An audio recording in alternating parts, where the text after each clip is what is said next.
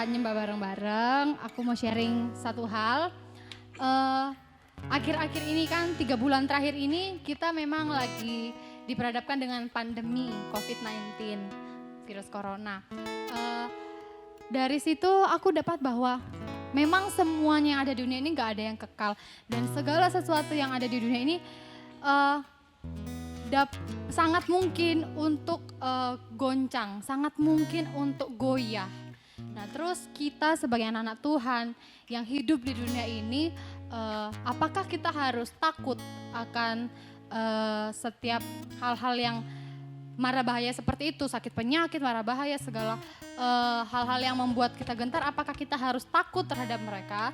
Tapi Tuhan bilang tuh kita nggak boleh takut, kita nggak boleh yang namanya panik, kita waspada boleh, harus waspada, harus berjaga-jaga. Firman Tuhan pun ngomong harus berjaga-jaga, tapi kita nggak boleh yang takut, nggak boleh yang panik, nggak boleh yang ini, karena karena kita ini sebagai anak Allah ya kan? Kalian semua anak Tuhan? Yes.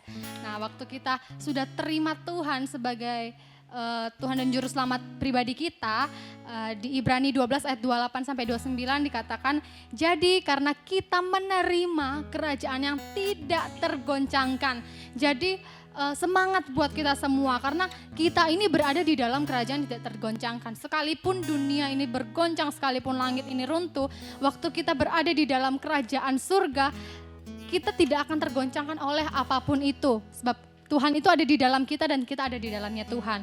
Sebab itu marilah kita mengucap syukur dan beribadah kepada Allah menurut cara yang berkenan kepadanya dengan hormat dan takut. Nah waktu kita mengalami hal yang seperti ini, pandemi seperti ini, kita jangan malah males-malesan untuk beribadah, malah mengeluh terus. Ya memang ada struggle, mungkin di kesehatan mungkin ada keluarga yang kita kasihi itu mungkin sakit atau di pekerjaan kita lagi ada struggle. Tapi Tuhan mau supaya kita tetap mengucap syukur dalam segala hal dan tetap beribadah kepada Allah menurut cara yang berkenan kepadanya dengan hormat dan takut. Sebab Allah kita adalah api yang menghanguskan. Jadi hari ini kita sama-sama mau antusias, mau sama-sama semangat untuk tetap mengucap syukur untuk semua hal yang Tuhan berikan kepada setiap kita, untuk segala hal yang terjadi dalam kehidupan kita, dan kita semakin antusias untuk beribadah kepada Tuhan. Are you ready kayak gini? Ready?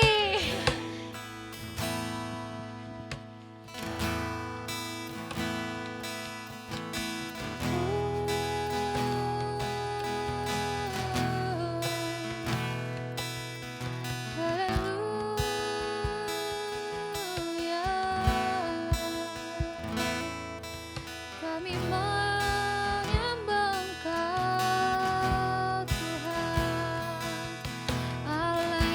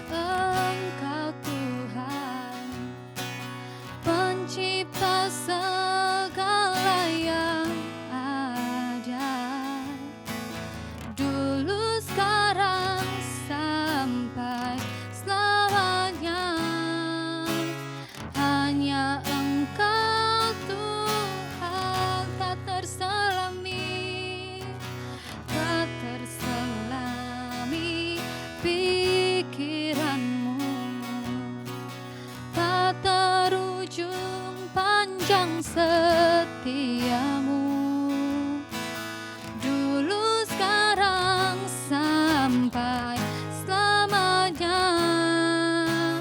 Hanya Engkau Tuhan, ku sembah Engkau Yesus. Hanya Engkau Allah di hidupku, tiada yang lain, hanya Kau, hanya Engkau Tuhan selamanya. Kau tetap Allah, walau dunia semua bergoncang, tak tergoyahkan. Kau tetap Allah, nyatakan Dia dahsyat, betapa dahsyat Engkau Tuhan, pencipta segala yang ada, dulu sekarang sampai selamanya. Hanya Engkau Tuhan,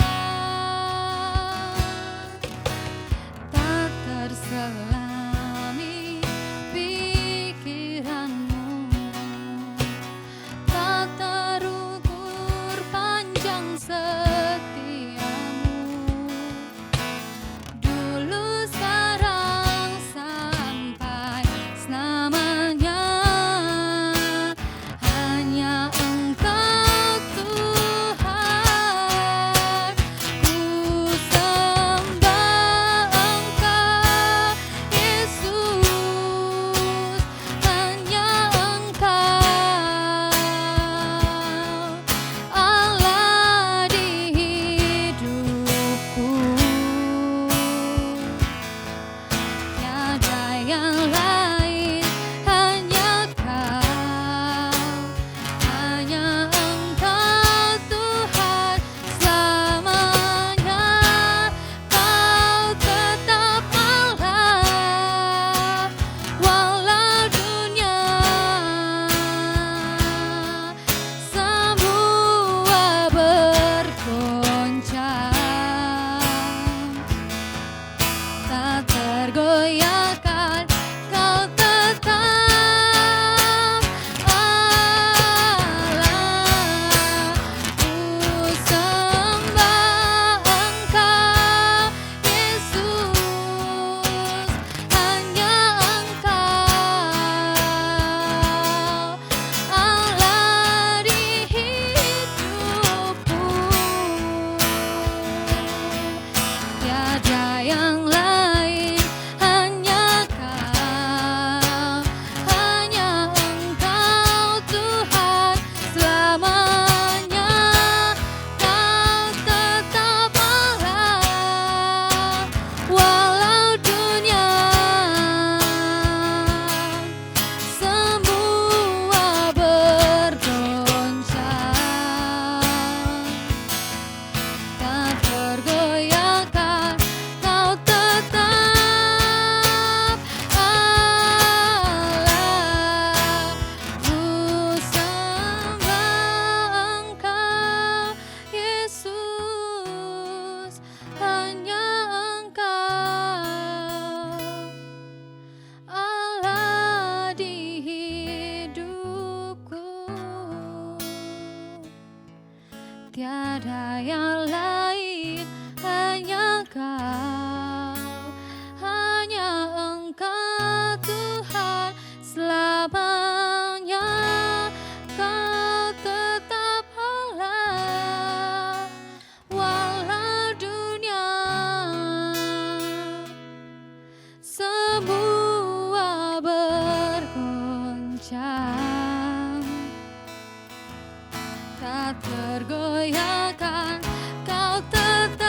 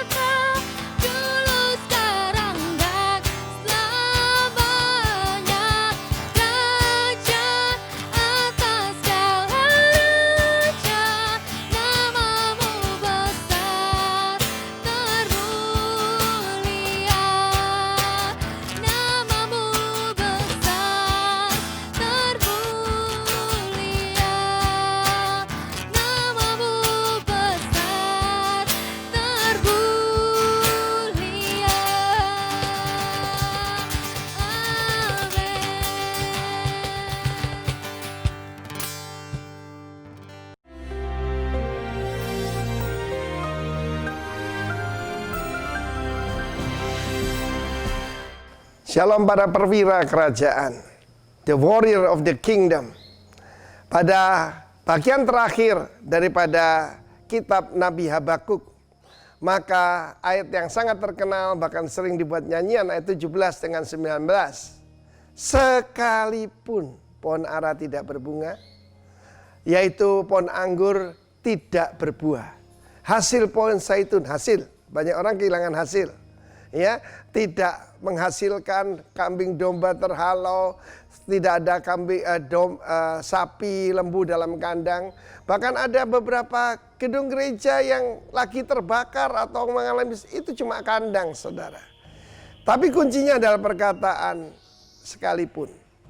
Saya pernah cerita satu hari saya sempat pergi ke Bukit Doa Immanuel, dan di sana saya disambut oleh seorang tukang kebun di sana. Oh, dari jauh dia melambaikan tangan, "Shalom Pak Timotius." Lalu saya datang, saya turun dari mobil dan dia memperkenalkan diri. Ya, dia taruh aritnya, dibersihkan tangannya, dia salami saya. "Perkenalkan Pak, nama saya Walaupun." "Siapa Mas?" "Walaupun." "Sebab Bapak saya ngajar, walaupun apa yang terjadi, Tuhan tetap baik." Wah, bagus sekali. Ya, saudara, bapaknya ini pasti orang yang hebat ya. Namanya Mr. Walaupun. Apa yang terjadi lewat corona ini, saya juga ngalami. Ada hasil-hasil yang hilang, ya, berupa finance yang ditipu orang, perusahaan yang kita investasi jatuh, dan sebagainya. Itu terjadi gitu saja. Tetapi yang penting itu responsnya, bukan reaksi ya, respons. Pecundang itu memberikan reaksi, tetapi pemenang selalu memberikan right response. Namun akan bersuka cita dalam Tuhan Allahku, Allahku keselamatanku. Kalau kita ini sudah diselamatkan, nggak usah takut dengan yang lain. Perkataan pertama yang saya ucapkan pada Bapak Pendeta Roni waktu saya dengar putra saya ini yaitu terpapar corona, saya telepon dia, "Ron, kamu itu aset kerajaan. Tuhan akan pertahankan kamu." Itu perkataan saya. Saya tidak bilang kasihan kamu. Nah, you must know who you are. Karena itu kita kalau sudah dapat keselamatan, yang lain enteng. Karena itu kita bedakan antara, saya dulu pernah dikasih ikan koi ya. Masalahnya pemeliharaannya mahal. Dan listrik suka mati. Akibat nggak ada listrik, nggak ada oksigen kan. Dan seringkali saya harus bangun malam pasang genset dan sebagainya. Karena harganya mahal jadi dipertahankan. Kemudian dikatakan, "Aku beria-ria dalam Tuhan yang adalah kekuatanku." Keselamatan dan kekuatan ada pada Tuhan. Bersorak-sorak. Allah yang menyelamatkan dan Allah yang kekuatanku. Dia memberikan aku kaki rusa. Karena itu mungkin bisa ditampilkan nanti dari multimedia tentang kambing gunung, rusa yang bisa naik bukit. Yang kita minta kaki kita dirubah jadi kaki rusa. Jadi bukan Tuhan tidak dibuat bukitnya melandai, bukan. Kaki kita yang dirubah. Kaki kita bisa mengatasi gunung-gunung kita. Karena itu seringkali orang bilang, "Kapan ya ini kurva corona melandai?" Nggak usah takut. Yang penting itu bersukaria. Tuhan Yesus sendiri di dalam Injil Lukas pasal yang ke-10 ya. Ketika murid-murid datang memberitahu roh-roh jahat, dia bersukacita, agaliao, dia menari-nari. Terakhir, HP saya dihack, saudara.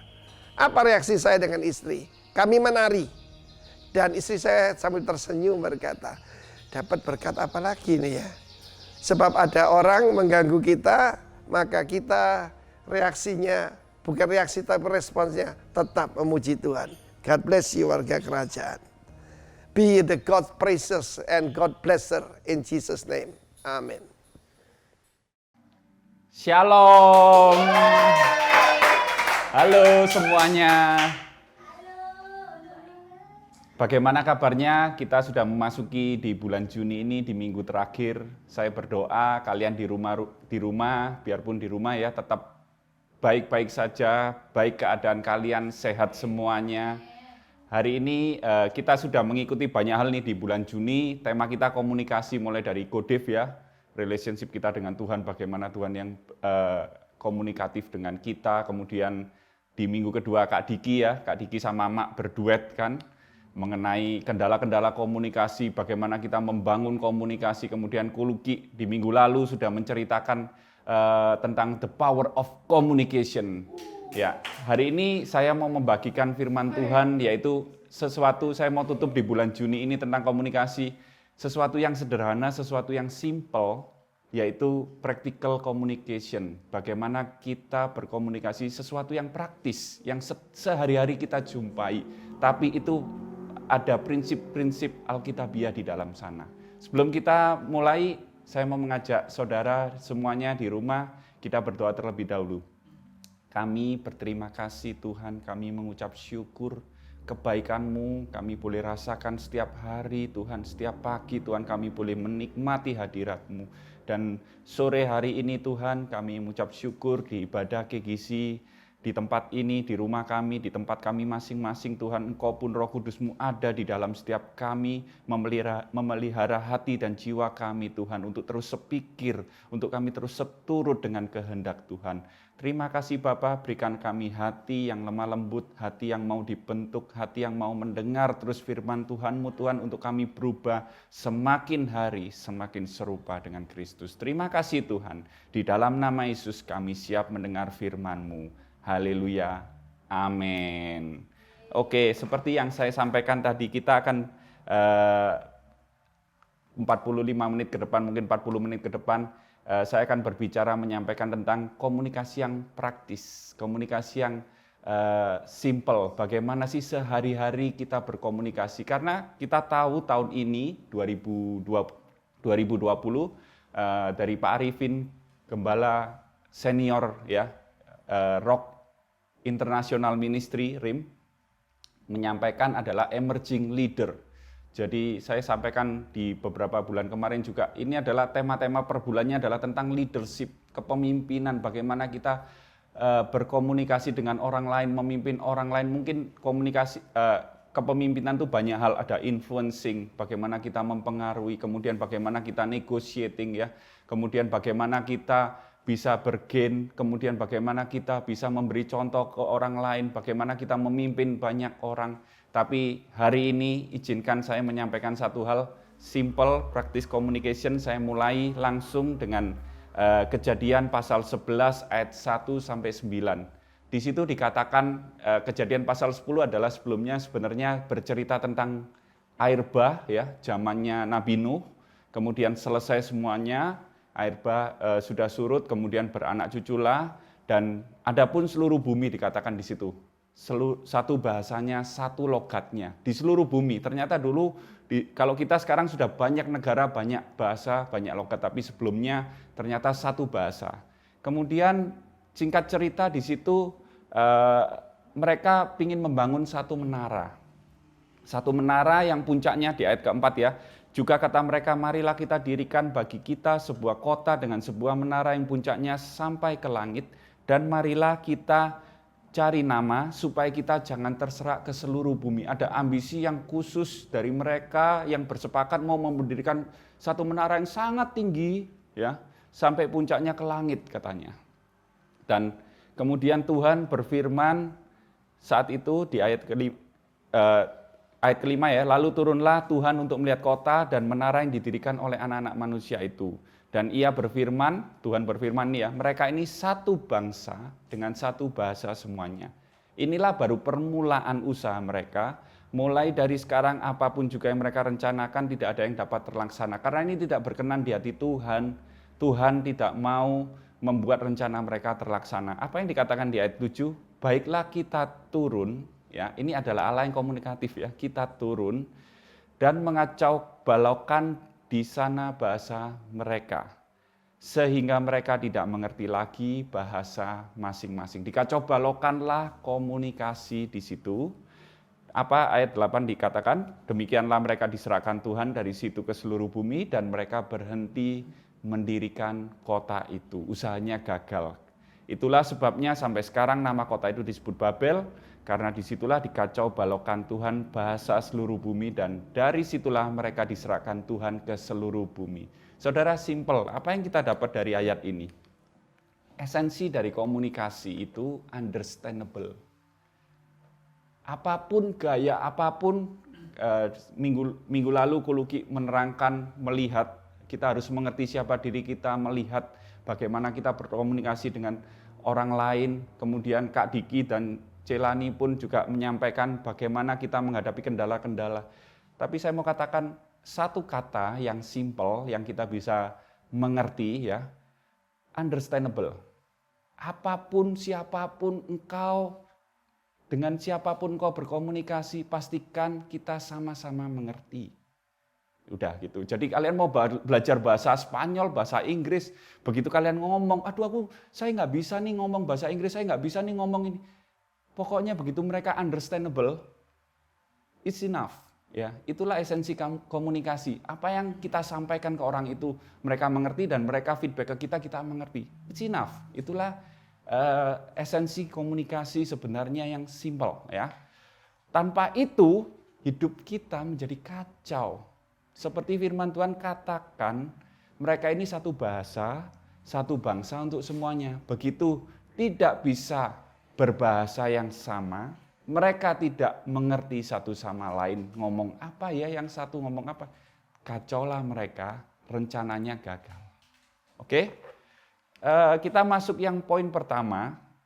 Saya hari ini bagikan practical communication, komunikasi yang praktis. Praktis artinya dalam kehidupan sehari-hari, bagaimana kita berkomunikasi dan itu kita jumpai setiap hari. Yang pertama, pakailah kata-kata yang jelas, yang terukur. Maksudnya apa kata-kata yang jelas, yang terukur? Kalau kita baca dari firman Tuhan, Keluaran pasal 26 ayat 1-2, kemah suci.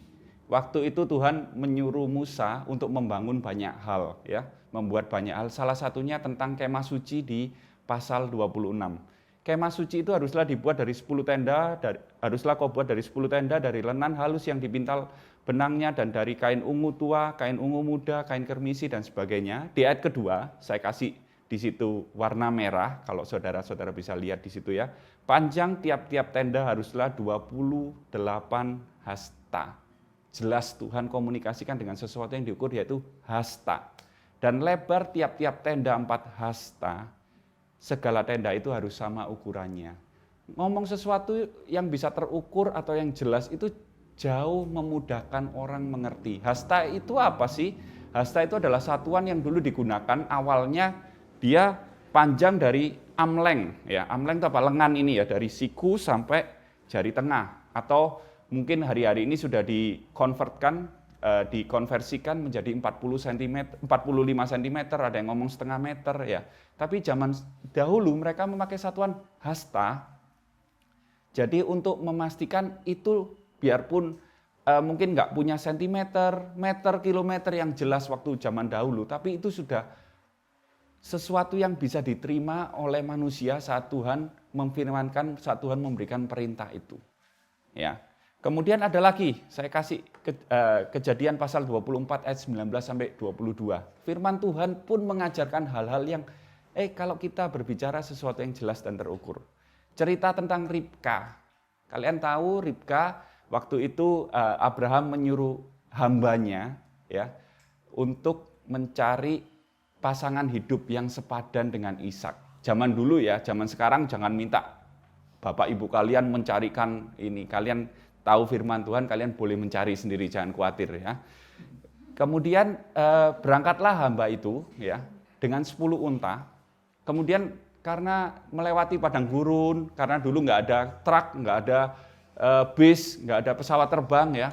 Jadinya mereka naik unta, hambanya naik unta dan kelaparan, haus. Kemudian berjumpalah dengan Ribka. Ribka ini sangat murah hati, sangat ringan tangan, suka membantu.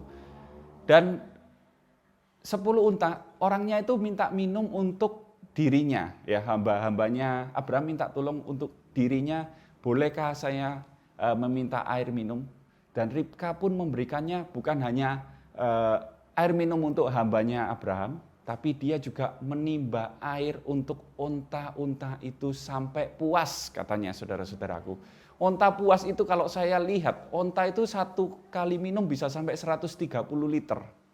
Jadi Ribka menimbang sampai 1.300 liter kira-kira, 1.000 liter lah ya kurang lebih. Dengan seorang wanita, seorang diri. Tapi lihat apa yang didapat, dicatat firman Tuhan jelas. Setelah onta-onta itu puas minum, orang itu mengambil anting-anting emas beratnya setengah sikal. Ya, beratnya dan sepasang tangan yang 10 sikal emas beratnya. 1 sikal itu kurang lebih 11,4 gram.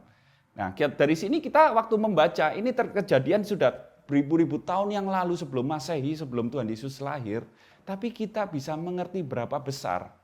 Kalau 1 sikal saya umpamakan itu, kalian boleh lihat di kamus Alkitab, ya, di situ juga ada ya, hasta, kemudian sikal, ya, itu beratnya 1 sikal itu 11,4 gram. Kalau di sini totalnya adalah 10,5 sikal kalikan 11,4, ya. Kemudian kalau kita ngomong berat harga emas hari ini kita konversikan dengan hari ini. Kalau kita mau konversikan dengan hari ini, kurang lebih kita ngomong 600 sampai 700 ribu itu kurang lebih kita bisa Ribka memperoleh emas itu seharga 80 juta rupiah. Hasil menimbang dapat 80 juta rupiah. Saudara mau? Ya, itu terjadi waktu zaman Ribka. Apa maksudnya, mesejnya dari ayat Alkitab ini? Kita belajar dari firman. Jadi yang saya sampaikan mengenai praktis ya, komunikasi yang praktis itu ternyata Alkitabiah. Itu ada prinsip-prinsip Alkitabiah yang mengajarkan kita. Terkadang kita ngomong saya ikut seminar ini ya, saya ikut seminar itu ya, supaya saya mengerti karena nggak diajar di gereja. Padahal kita sendiri nggak pernah baca firman, kita merenungkan saudara-saudara. Waktu kita merenungkan, kita mengerti bahwa firman Tuhan mengajarkan hal-hal yang praktis dalam hidup kita termasuk komunikasi. Tuhan bicara dengan kita hal-hal yang komunikatif, yang praktis, yang luar biasa kita bisa mudah mengerti waktu kita merenungkan. Ya, kalau kita bicara seperti itu, firman Tuhan menyampaikan hal yang praktis, saya bisa memberi contoh, akhirnya saya berlatih. Ya, Pak Arifin pernah menyampaikan gini saudaraku, seorang suami dan istri kalau dia nggak beres komunikasinya dalam keluarga, apalagi komunikasinya dengan Tuhan. Dalam keluarga aja nggak beres, apalagi dengan Tuhan. Ya, saya sama istri saya melatih hal yang simpel yang setiap hari kita juga bicarakan. Pernah suatu kali saya dinas, saya ke Jakarta. Saya biasakan kalau dinas ke Jakarta kan biasanya traveling tuh banyak, duduk, meeting, kemudian makan, ya, membuat lingkar perut ini membesar. Saya sukanya bukan nge-gym karena waktunya capek dan sebagainya, karena besoknya harus pulang malam, kemudian besoknya harus bekerja lagi. Saya biasakan itu waktu makan, biasanya makan kan saya pergi ke satu mall, saya makan di situ. Kemudian untuk mengurangi membakar kalori, saya jalan-jalan, saudara-saudara. Jalan-jalan saya biasa bisa menemukan sesuatu yang, loh kok 70% di kanan, 80% di kiri. Menyenangkan sekali kan, jalan-jalan kalian. Terus kemudian saya juga bisa membakar lemak, ya, membakar kalori. Lah itu. Dan akhirnya suatu ketika saya melihat, loh ada sepatu yang murah untuk anak-anak. Karena saya sangat mencintai anak-anak saya sangat mengasihi anak-anak saya pasti ingat dengan anak-anak saya. Setiap kali saya pergi, saya berusaha membelikan sesuatu yang baik untuk anak-anak saya kan. Tapi saya nggak tahu bagaimana cara mengukur sepatu ini nomor berapa. Saya nggak bisa ngomong sama orang yang jual, ibu atau mbak, saya minta tolong ini nomor sepatu yang sesuai dengan anak saya yang paling besar ya, namanya Eran waktu itu umur 7 tahun. Anak saya yang kecil umur 1 tahun waktu tahun kemarin itu ya, umur 1 tahun. Karena itu variatif, ya kan? Tapi saya telepon istri saya ngomong, sayang tolong ukurin panjang kakinya Aaron dan Evan mulai dari jempol sampai tumit, ya kan? Berapa sentimeter? Akhirnya telepon balik, iya Pak 25 cm. Dan saya lihat di sepatu itu selalu ada 25 cm, 25,5 cm. Saya belikan lebih panjang 1 cm. Saya pulang, mereka coba pas. Ini hal-hal yang praktis, saudara-saudara. Terkadang kita gara-gara itu, saya sama istri saya kalau komunikasi nggak beres seperti itu, bisa saja pulang, loh gimana sih? Kan sudah diberitahu, ini untuk anak umur 1 tahun, ini umur 7 tahun. Lah ini kan untuk umur 5 tahun. Siapa yang tahu, saudara kadang? Hal-hal yang praktis, terkadang kita tidak alkitabiah pun itu bisa membuat kekacauan dalam hidup kita. Nanti jadinya, selalu seperti ini, udah mending nggak beli lagi dah, udah mending nggak ini lagi lah. Padahal ini sesuatu yang praktis, yang mudah dan alkitabiah. Padahal kalau kita benar-benar merenungkan firman Tuhan, ya. Jadi saya kasih message di sini, clear communication can avoid misunderstanding. Karena kita tahu ya tadi harus kita itu understandable. Kalau kita misunderstanding itu jadinya semuanya nanti kacau, ya. Kehidupan kita jadi kacau. Mungkin di awal akumulasi dari itu semakin hari kita bisa semakin kacau. Oke, yang kedua, saya jelaskan tentang yang ini kalau tadi kata-kata ya saudara-saudara, ini menjelaskan sesuatu yang dimengerti oleh lawan bicaramu. Jadi bedakan, yang pertama adalah kata-katanya, jadi yang bisa terukur, jangan ngomong panjang, yang lebih panjang deh, yang lebih pendek deh. Ya. Setiap orang punya ukurannya masing-masing. Jadi berapa sentimeter, berapa milimeter, berapa meter, pakailah itu. Ya. Kemudian yang kedua ini menjelaskan. Menjelaskan itu jadi lebih lebar dengan kalimat. Menjelaskan sesuatu yang dimengerti oleh lawan bicaramu. Selalu kembali lagi ya, misunderstanding, hati-hati. Kita harus membuat komunikasi itu efektif, yaitu understandable. Ya, tangkap itu, understandable. Matius pasal 13 ayat 31 sampai 35. Yesus waktu itu berbicara tentang hal kerajaan surga. Yesus ngomong tentang perumpamaan, yaitu gini. Hal kerajaan surga itu seumpama biji sesawi yang diambil dan ditaburkan orang di ladangnya.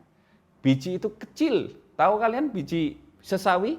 Coba search ya, biji sesawi. Ternyata dulu kalau nggak salah Kuluki pernah ngomong, gedenya kayak upil kok ternyata kok. Kalian tahu kan? Jadi itu bijinya kecil banget memang, hitam kecil gitu ya. Hitam kecil. Dan biasanya mirip-mirip memang ya. Tapi di sini dikatakan gini, apabila sudah tumbuh, sesawi itu lebih besar daripada sayuran yang lain. Bahkan menjadi pohon sehingga burung-burung di udara datang bersarang pada cabang-cabangnya. Ini bukan daun sawi, saudara-saudara.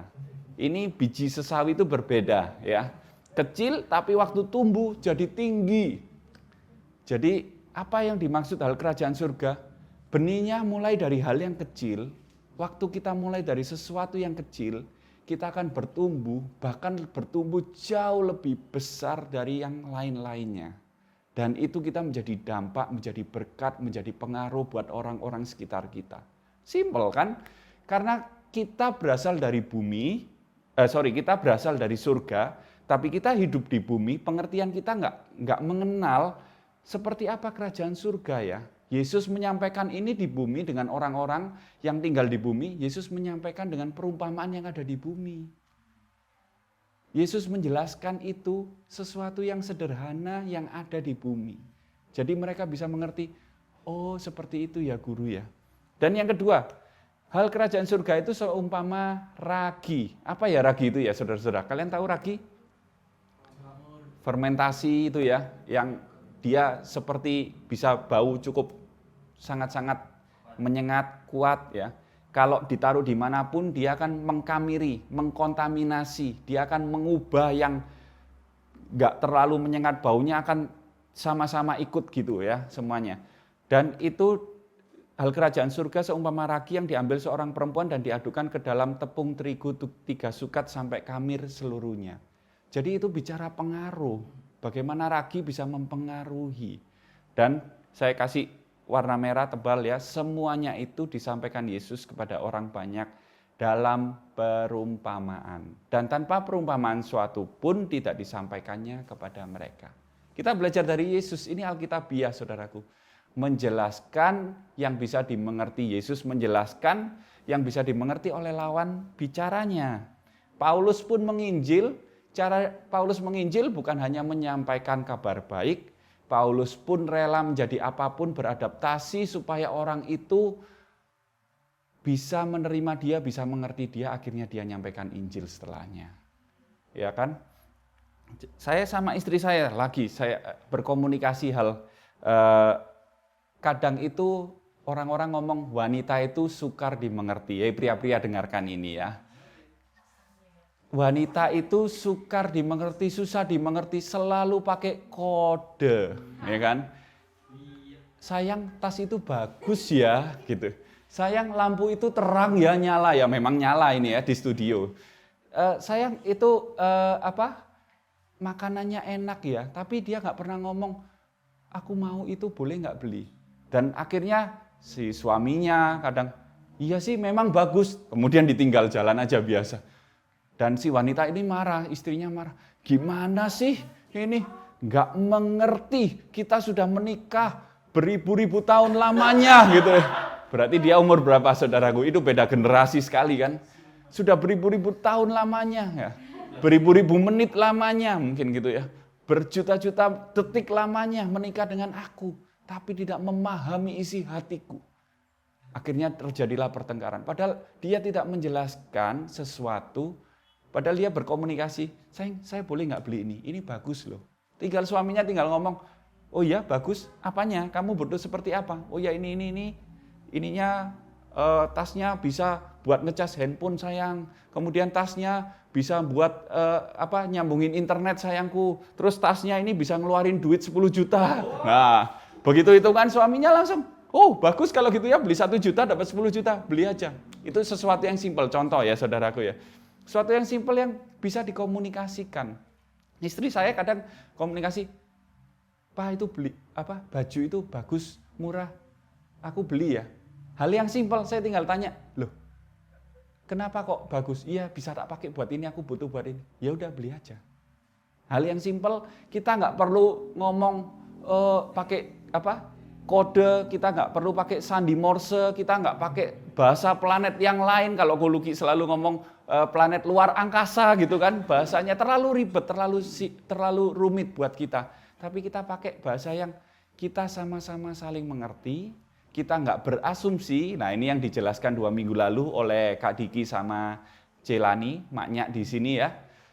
Kita nggak perlu pakai asumsi, karena kode bisa menimbulkan asumsi, langsung aja jelaskan. Dan itu as simple like that, kita no problem dengan itu kan. Ya. Good communicator create something so that listener can understand easily. Maksudnya apa? Selalu buanglah sampah pada tempatnya yang benar, saudaraku ya. Jadi saudara, sebagai seorang komunikator yang baik, ya, kita selalu bisa membuat segala sesuatu seperti Yesus buat perumpamaan.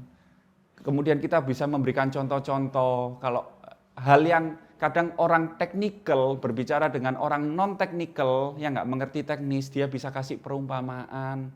Sehingga pendengarnya itu bisa mendengar dengan baik dan jelas. Ingat, understandable. Oke, kita lanjut yang ketiga.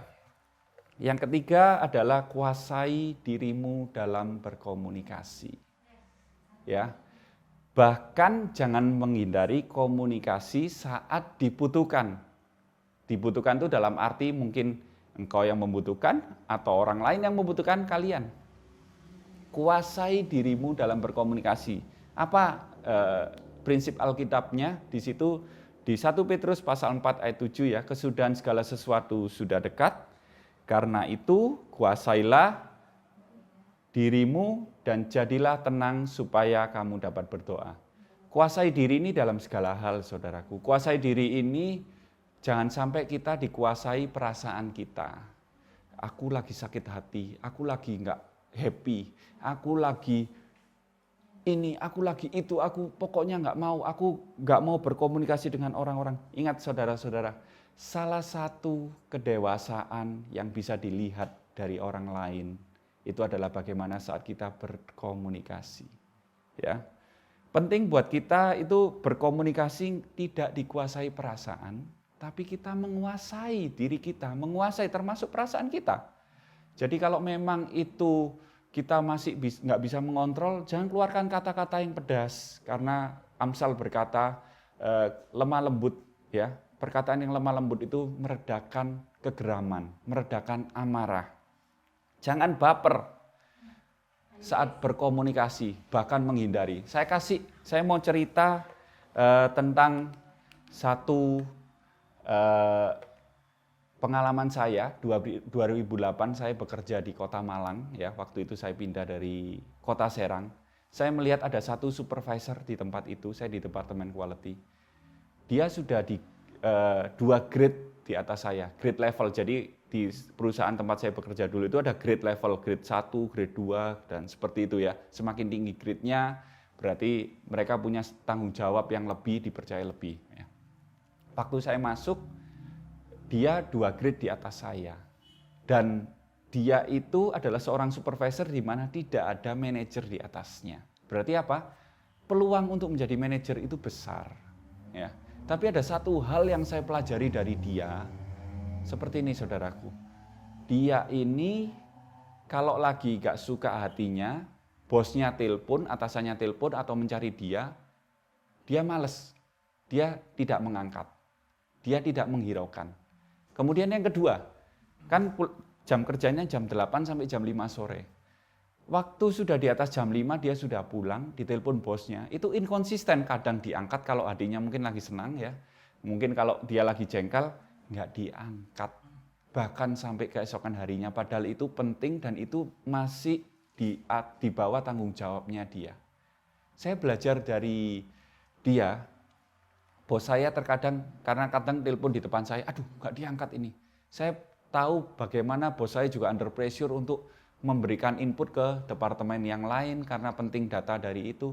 Dan terkadang saya ditelepon bos saya hal yang sama jam 8 malam, kadang jam 7 malam, hanya bertanya untuk satu hal yang simple. Dan saya situ belajar, saya angkat selalu. Kalau saya lagi makan, saya call balik saudaraku. Saya call balik. Tahu nggak, 2014 saya resign dari tempat di Kota Malang ya, saya pindah ke satu perusahaan di Pasuruan. Terjadi perbedaan hal yang mencolok. Dari saya yang waktu 2008 grade saya itu 2 level di bawah dia, saya 2 level di atasnya dia waktu saya resign. Dan dia tetap tidak ada promosi, dia tidak ada tanggung jawab yang lebih, dia dipindahkan ke departemen yang jauh lebih kecil skupnya, jauh lebih kecil tanggung jawabnya untuk dia kerjakan. Itulah komunikasi membuat hidup kita sesuatu yang praktikal, sesuatu yang alkitabiah itu kita bisa pelajari dan itu berdampak dalam hidup kita, saudara-saudara. Zaman sekarang, generasi milenial, kita ngomong di medsos, kita punya yang namanya WhatsApp, Telegram, dan sebagainya. Ya, WhatsApp, Telegram, saudaraku, terkadang kita itu, ini biasanya curhatan anak-anak muda. Kita bisa lihat di-read enggak? Ada yang nggak di-read dalam 1-2 hari, 3 hari, bahkan 1 minggu, tapi bisa update status, tapi bisa bisa tahu kalau itu update status di Instagram, di WhatsApp-nya, dan sebagainya. Tapi, kok nggak di-read ya? Atau bahkan yang lebih menyakitkan katanya, di-read tapi nggak dibales saudara-saudara katanya zaman sekarang. Ya, sudah di-read nih, nggak dibales, sakit kok hatiku di sini kok sakit gitu kan? Sakitnya di sini, ini ulu hati, biasanya mah ya. Jadi saudaraku, kalau hari ini itu kita kerjakan, ayo kita bertobat dari hal itu. Kita berubah. Biarpun orang lain yang membutuhkan, kita lagi nggak mau berkomunikasi. Komunikasilah. Biarpun perasaanmu itu tidak, aku malas nih, aku nggak mau berkomunikasi. Tetap berkomunikasilah dengan baik. Kuasai dirimu. Karena kita nggak tahu, 5 tahun lagi, 10 tahun lagi, mungkin Anda, saudara-saudara, mungkin saya juga butuh dengan orang itu. Dan Tuhan mau pakai orang itu yang Anda waktu itu malas berkomunikasi untuk membawa Anda ke next level. Ya, oke, yang terakhir, poin yang terakhir. Yang keempat, action speak louder than word. Jadi, kita bisa berkomunikasi, kadang kita berkata-kata ya. Tapi tidak memungkinkan sebuah perbuatan itu komunikasinya sangat-sangat kuat menancap di pikiran kita. Matius pasal 7 ayat 12. Selalu saya kasih firman Tuhan, kenapa? Agak banyak hari ini memang, tidak seperti biasanya saya. Karena apa? Saya mau memberitahu kepada saudara sekalian, kalau hal-hal yang praktis itu ada di firman Tuhan, saudara-saudara. Terkadang kita butuh untuk membaca, kemudian merenungkan. Nggak cukup ya membaca, kemudian selesai.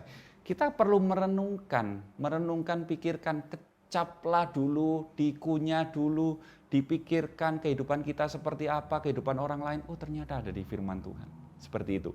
Matius pasal 7 ayat 12, segala sesuatu yang kamu kehendaki supaya orang perbuat kepadamu, perbuatlah demikian juga kepada mereka. Saya kasih warna merah, perbuatlah demikian juga kepada mereka.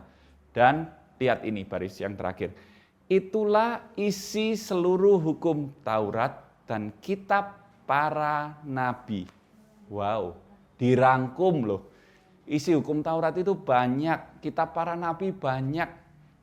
Yesus merangkumnya simpel. Seperti apa engkau menghendaki orang berbuat sama kamu? Perbuatlah demikian. Simpel. Ini bicara tentang perbuatan. Terkadang kita itu nggak bisa semuanya diperkatakan dengan kata-kata. Kita meminta sesuatu dengan kata-kata. Contoh, Kak Yudis, ya Kak Yudis di rumah ya. Di rumah mana Kak Yudis? Saya kasih contoh Kak Yudis ya, supaya dia kaget sedikit ya. Kak Yudis, kamu itu harus menghormati aku. Kita bisa meminta itu kepada orang lain. Orang lain akan, what? Kak Yudis paling, aku maneh, gitu kan pasti. What? Masa aku suruh menghormati apa? Tiba-tiba ada angin apa? Gitu kan? Kita nggak bisa segala sesuatu mungkin dengan kata-kata. Tapi waktu kita mulai menghormati Kak Yudis, ya kan? Terus Kak Yudis akan, loh, orang ini bisa respect sama aku ya. Aku malu, selama ini aku menghina dia, ternyata respect ya sama aku.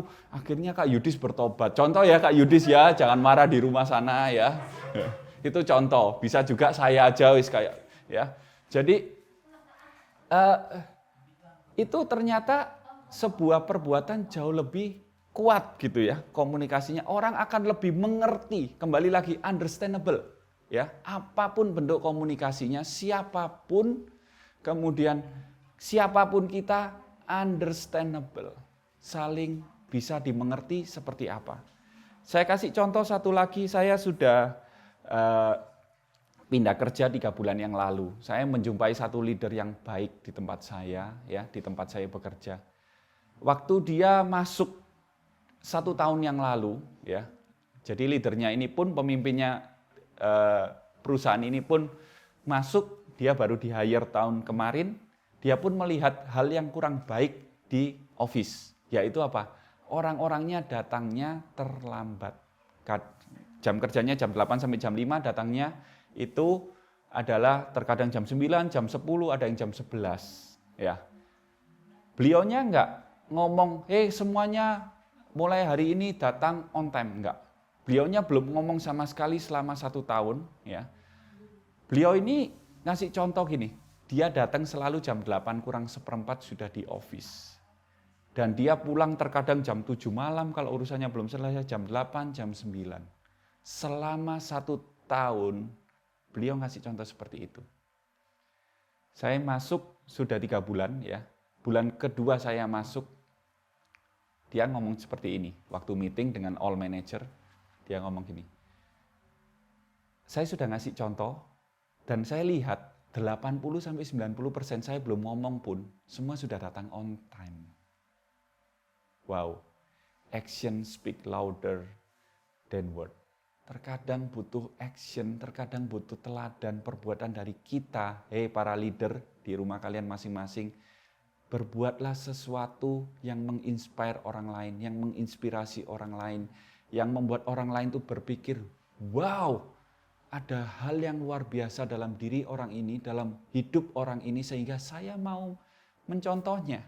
Terkadang orang itu, mungkin dengan orang tua kalian, saya mau menginjili nggak bisa-bisa, Kak, selalu ini orang tua saya mental dan sebagainya. Waktu hidup kita berubah, ternyata orang tuanya bertobat. Saudara, understandable kembali. Ya, mungkin ini terjadi dalam keluarga, mungkin terjadi dalam pertemanan, terjadi dalam hubungan kita, gembala komsel dengan anak-anaknya, pemimpin rohani dengan anak-anaknya. Bahkan waktu saya mengajar anak saya yang pertama masih berusia waktu itu 3-4 tahun, masih belum bisa mengerti dengan baik cara meminta maaf. Waktu saya berbuat salah, saya meminta maaf dulu sama anak saya yang sekarang sudah berusia 8 tahun, yaitu Timothy Ernstiawan. Tahu nggak, akhir-akhir ini saya ada terlibat percekcokan dengan istri saya. Papa gini-gini dan sebagainya, mama gini-gini. Aaron tiba-tiba gini, stop semuanya, stop, papa diam, mama diam, semuanya minta maaf. Wah, saya terkejut, saudara. Tahu nggak, kita nggak pernah ngomong ngajar Aaron itu harus minta maaf loh. Kita ngomong memang Aaron itu harus minta maaf, tapi dia selalu, anak kecil kalau diberitahu seperti itu, selalu lupa, saudaraku. Tapi waktu papanya pernah minta maaf, waktu papanya salah, mamanya lupa, mamanya minta maaf. Kemudian mama papanya bertengkar, dia, papa minta maaf sama mama, mama minta maaf sama papa. Padahal kita ya bukan bertengkaran yang hebat, itu hal yang biasa waktu kita ngobrol gitu loh. Lah papa gini, lah mama gini. Akhirnya Aaron, stop, papa minta maaf, mama minta maaf. Kita terkejut, tapi saudaraku, action speaks louder than word. Amin. Saya mau kasih contoh sebelum kita doa, saya tutup ya. Saudara di rumah ikuti instruksi saya dengan baik. Yang di upper room juga boleh ya, ada berapa ribu orang di tempat ini. Silakan ikuti instruksi saya dengan baik. Nggak harus dengan guru matematika yang bisa ini, ya, karena ini simple matematika. Kalian boleh siapkan kalkulator atau pulpen dengan kertas, terserah, atau di pikiran juga bisa. Ya. Saya kasih instruksi simple ya, 6 langkah. Yang pertama, pilihlah satu bilangan asli dalam hati, nggak usah ngomong kanan kiri, karena kanan kiri kalian kan nggak ada kan, memang ya. Satu angka, bilangan asli. Kalau bilangan asli jelas ya, bukan bilangan cacah. Kalau kalian milih 0, kembali lagi ke SD nanti ya, daftar lagi. Bilangan asli, yaitu 1 sampai sekian ya. Kalau sudah, saya kasih bilangan asli itu seumpama adalah A, variabelnya A ya, ingat bilangan asli dalam hati. Saya sarankan nggak pilih yang 2 digit, 1 digit yang sederhana supaya gampang. Ya. Kemudian bilangan A itu, A yang tadi kalian pilih, kalikan dengan 2. Saya ulangin lagi, bilangan A yang kalian pilih dalam hati, dalam pikiran kalian, simpen, jangan ngomong termasuk yang di upper room, kalikan dengan 2. Oke, sudah? Kalikan dengan 2 ya, simpen hasilnya tetap simpen. Kemudian tambahkan hasilnya yang tadi, ya, hasil perkalian tadi, tambahkan dengan 2A. Berarti kalau Anda pilih tadi 10, tambahkan dengan 2A, 2 kali 10, contohnya gitu, 20 berarti tambahkan dengan 20. 2A ya, ditambahkan dengan 2A. Ikuti instruksi saya baik-baik ya. Tambahkan dengan 2A. Oke? Sudah tambahkan dengan 2A, sekarang bagi dengan A, yaitu angka yang pertama Anda pilih. Kalau tadi pilih 10, bagikan dengan 10. Oke, sudah? Sudah saudaraku? Kalau sudah, sekarang ditambah 1. Simpel kan? Gampang. Dan hasilnya itu saya yakin, saya percaya itu adalah 5. Tepuk tangan buat kita semua. Itulah komunikasi saudaraku, ya. Sesuatu yang simple. Anda nggak perlu tanya, kok bagaimana tahu ya itu trik kamera atau bukan ya. Anda nggak. Tapi saya mau katakan di sini, itulah komunikasi yang jelas. Itulah komunikasi yang simple, praktis, dan understandable ya. Saya mengerti, Anda tidak mengerti, ya begitu ya. Oke, jadi saudara, saya mau tutup dalam doa, tapi terlebih dahulu izinkan saya menyampaikan kalau waktu saya berbicara dengan teman saya di Singapura ya, dia juga ex regional untuk quality department waktu itu. Saat ini saya di perusahaan yang baru. Dia ngomong seperti ini, communication is one of key to go to the next level. Saya catat di sini ya. Effective communication is one of the key to have next level. Maksudnya apa? Bagaimana cara kita berkomunikasi dengan baik itu salah satu cara, salah satu poin kunci yang penting untuk kita bisa mencapai next level. Bayangkan kalau kita sudah di level director, punya proyek miliaran rupiah, salah dalam berkomunikasi, hilang. Risknya semakin hari semakin besar. Makanya orang-orang yang high level dia punya effective communication yang sangat-sangat baik. Mereka diajar leadership dengan baik. Dan kita sejak masih muda, belajarlah komunikasi yang baik, understandable. Tuhan Yesus memberkati. Kita berdoa ya.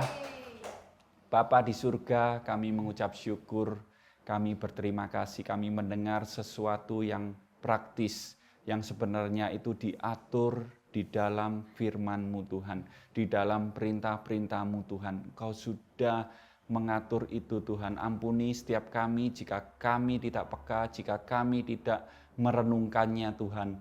Tapi kami mengucap syukur hari ini Tuhan, kami mendengar, kami belajar tentang firman-Mu Tuhan. Dan biarlah Tuhan apa yang kami pelajari Tuhan, boleh kami lakukan dan kami bertumbuh. Kami berakar semakin dalam, kami bertumbuh semakin tinggi, dan kami berbuah semakin lebat. Semuanya untuk kemuliaan nama Tuhan. Terima kasih Tuhan. Di dalam nama Yesus kami berdoa, kami mengucap syukur. Haleluya. Amin. Tuhan Yesus memberkati. God bless you. Thank you banget buat Ko Alek yang sudah menyampaikan firman Tuhan hari ini. Dan Tuhan memberkati. Nah, teman-teman semuanya untuk tetap terkonek dengan kita, komunitas kita ini, teman-teman juga bisa subscribe KGC Malang, YouTube channel kita KGC Malang, supaya teman-teman juga bisa tetap terkoneksi dan kalau ada info atau ada video-video yang menarik lainnya, teman-teman tidak akan ketinggalan.